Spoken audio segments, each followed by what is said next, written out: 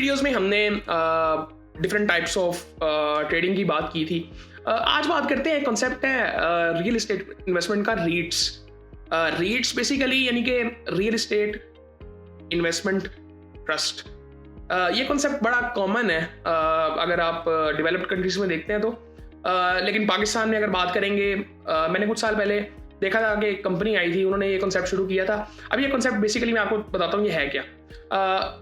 एक प्रॉपर्टी के multiple share holders और आप उससे पैसा ऐसे कमाते हैं। फॉर एग्जांपल एक प्रॉपर्टी है, मैं उसका शेयर होल्डर हूँ और मेरे पास 100वां हिस्सा है उसका, यानी कि एक घर के 100 शेयर होल्डर हैं, उनमें से एक मैं हूँ। अब मैं पैसे कैसे कमाऊंगा? 1 करोड़ का घर है तो मैंने 1 लाख रुपए दिए।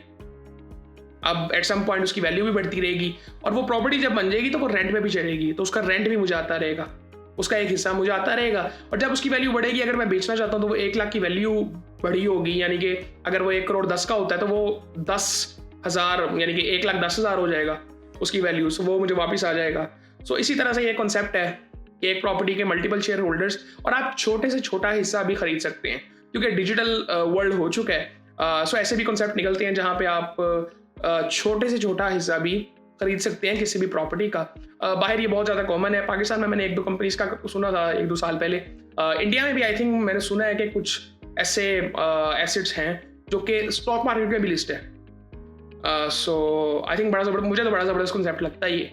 और गवर्नमेंट की स्कीम्स भी हैं बेसिकली कई कंट्रीज़ में, जहाँ पे गवर्नमेंट इन्वेस्टर को भी गारंटी देती है और यूज़र के लिए तो फिर ये चीज़ हेल्प हो जाती है। सो बाकी फिर आपसे बात होती है।